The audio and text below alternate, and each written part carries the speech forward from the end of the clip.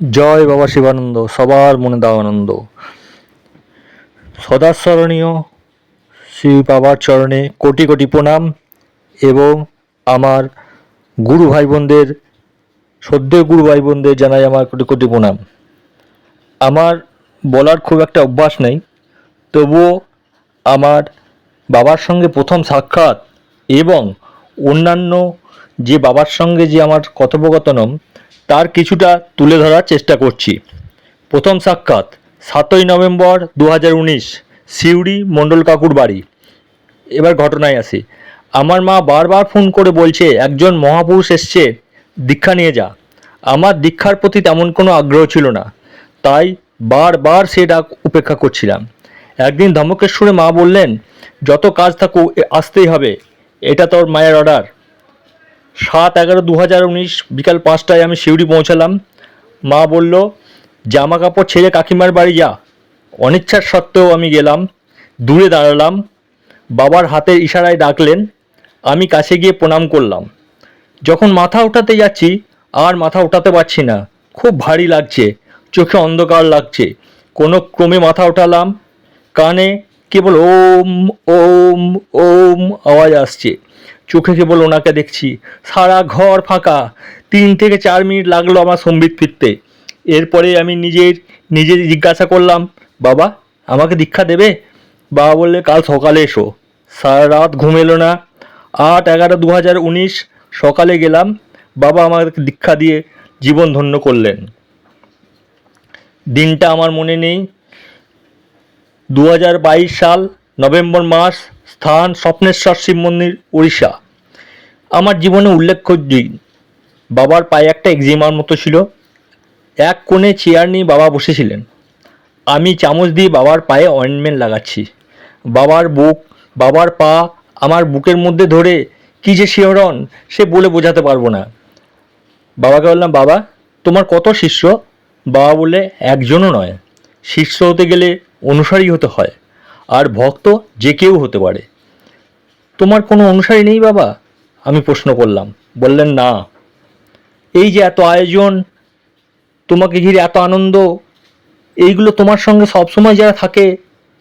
আমি আবার প্রশ্ন করলাম। বললো, সব জাগতিক জিনিস পাওয়ার ইচ্ছা, আমাকে পাওয়ার ইচ্ছা কজনের? এরপরের ঘটনায় আসছি। আমি স্বপ্নেশ্বরে গুরু বাবার সঙ্গে আসি। হঠাৎ বাড়ি থেকে ফোন এলো সুশান্ত ভাইয়ের কাছে। আমার বাবা খুব অসুস্থ ছিলেন। আমি যেন বাড়ি ফিরে যাই। সুশান্ত ভাই আমাকে কিছু বলেনি, বাবাকে বলছে, বাবা উৎপলদার বাবা খুব অসুস্থ। বাবা বললেন, আমি জব করব। আমার ফেরার দিন আমাকে সুশান্ত ভাই বলল, তুমি কলকাতা না গিয়ে দুর্গাপুর চলে যাও, তোমার বাবা অসুস্থ, মিশন হসপিটালে ভর্তি আছে। আমি দুর্গাপুর মিশনে গিয়ে দেখি ডাক্তার বলছে এক্ষুনি অপারেশন করাতে হবে। আমার বাবা বলল, তুই চিন্তা করিস না, শিবানন্দ বাবা কাল রাতে এসেছিলেন, বললেন আমি তো আছি, আমার কোনো ভয়, তোমার কোনো ভয় নেই। অপারেশন হয়ে যাওয়ার 2-3 ঘন্টা পর বাবাকে জিজ্ঞাসা করলাম, কেমন আছো বাবা? ওই ঘরে ডাক্তার, বাবা বললেন, ওই ঘরে ডাক্তারের পাশে তো শিবানন্দ বাবা দাঁড়িয়ে ছিলেন। আমার 2 চোখ বেয়ে শুধু অশ্রু জল বেরিয়ে এলো। হে করুণাময়, হে দয়াময়, আমায় এই রূপ কেন দর্শন করাও না? আমার বাবা গুরু আলাদা, কিন্তু শিবানন্দ বাবাকে মনে প্রাণে শ্রদ্ধা করতেন। 7ই ডিসেম্বর 2022, রামনগর। ভোরবেলায় বাবা বেরিয়ে পড়তেন, আর প্রচণ্ড ঠান্ডা। আমি বাবার সঙ্গে হাঁটতে লাগলাম। বাবা নিজে থেকে কথা বলতে লাগলেন। আমি আমাকে বললেন, তুমি তো শুধু অর্থ চিন্তা করছো, সংসার কি করে চলবে, সব সমর্পণ করতে পারো তো ঠিক চলে যাবে। সত্যিই আমি তখন খুব অর্থকষ্টে ভুগছি। এবার আমি বললাম, বাবা তোমার ভক্ত অর্থবান তোমাকে বেড়াতে নিয়ে যায়, অনুষ্ঠান করতে নিয়ে যায়, আমারও ইচ্ছা হয়। বাবার প্রশ্নে আমি স্তম্ভিত। তুমি কি চাও, অর্থ প্রদর্শনকারী না আমাকে? আমি তার উত্তর দিতে পারিনি। 2023 মে মাসে বাবার আশ্রম, বেনারস। আমার ছেলে কীর্তি রায় এবং আমার পত্নী সঙ্গে গিয়েছিল সেখানে। সে প্রচণ্ড গরম। আমার ছেলে বরাবর স্বল্পাহারী, কিন্তু আশ্রমে খাবার নষ্ট করতে পারে না, তাই খেয়ে ভীষণ অস্বস্তি। বাবার কাছে যাওয়ার পর বাবা তাকে এক গ্লাস বড় ঘোল দিলেন।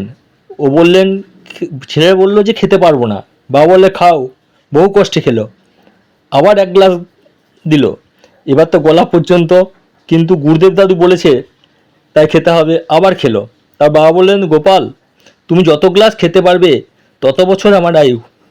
আমার ছেলে এখন পাগল প্রায়, খালি বলছে বাবা আমি কেন 100 গ্লাস খেতে পারলাম না, তাহলে আমি গুরু দাদু আরও 100 বছর বেঁচে থাকতো। আমার তথ্যে অনেক কিছু আছে, পরে আমি আবার শোনাবার চেষ্টা করব সময় পেলে, সুযোগ পেলে। সবাইকে ধন্যবাদ, সবাইকে প্রণাম। গুরু বাবার চরণে কোটি কোটি কোটি কোটি প্রণাম। জয় বাবা শিবানন্দ, সবার মনে দাও আনন্দ।